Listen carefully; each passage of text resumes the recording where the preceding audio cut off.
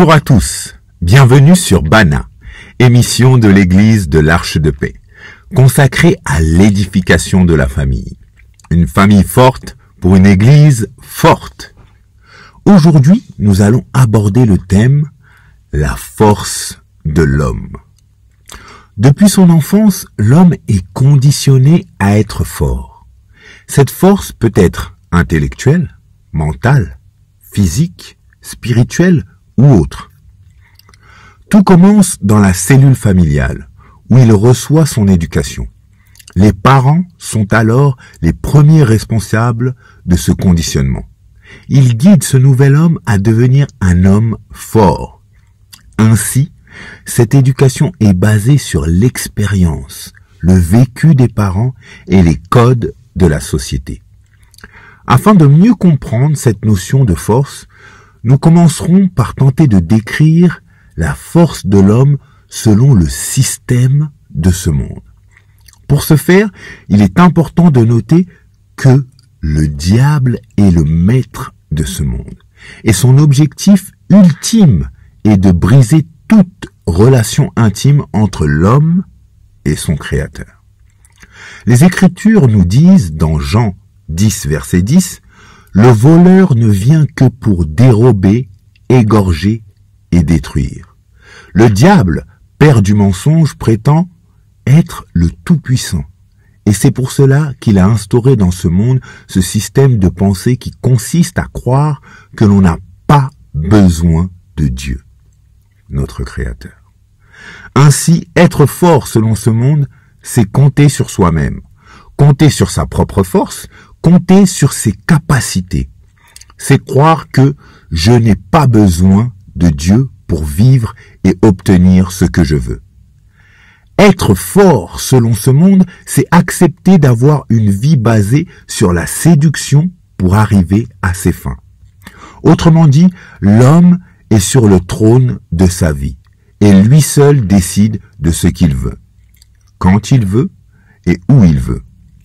Malheureusement, influencé par la pression des codes de la société, l'homme est conditionné à suivre cette voie dès son jeune âge et tout le long de sa vie. De plus, ce système de pensée est subtilement entretenu par les médias, les journaux, la télévision, les réseaux sociaux et le cinéma. Quelle est alors la vision de Dieu sur la force de l'homme? Matthieu 11, verset 12 dit ceci. « Depuis le temps de Jean-Baptiste jusqu'à présent, le royaume des cieux est forcé, et ce sont les violents qui s'en emparent. » La Bible nous interpelle sur la force que l'homme doit exercer au travers d'un autre mode de gouvernement, le royaume de Dieu. Autrement dit, un système de gouvernance différent de celui de ce monde. Voyons quelques principes de ce royaume. Premièrement, la nature de cette force. Ésaïe 12, verset 2. « Voici, Dieu est ma délivrance. Je serai plein de confiance et je ne craindrai rien. Car l'Éternel est ma force et le sujet de mes louanges.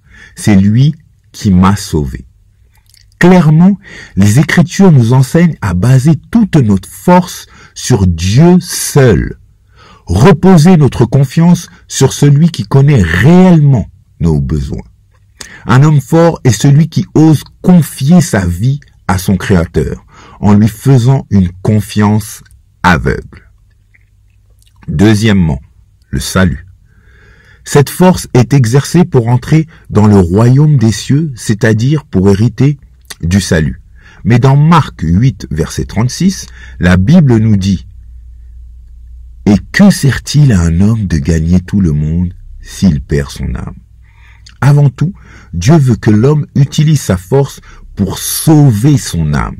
Il faut donc comprendre par ce verset que toutes les choses terrestres sont vaines et passagères, et Dieu veut nous orienter vers ce dont nous avons réellement besoin, la vie éternelle.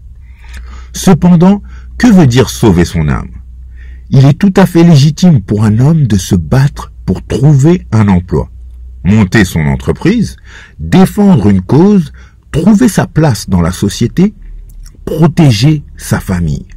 Ces choses sont essentielles à nos yeux en tant qu'hommes, mais Dieu veut que nous donnions la priorité au salut de notre âme. Et en second lieu, à celui de notre prochain.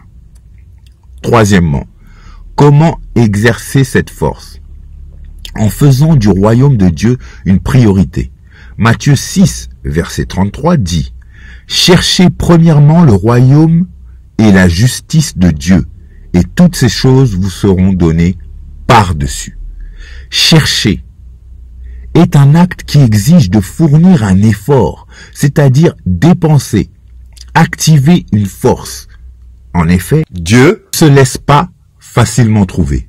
Dans chercher, Dieu veut que nous puissions utiliser toute notre force, qu'elle soit financière, physique, intellectuelle, spirituelle, pour comprendre sa volonté pour nos vies.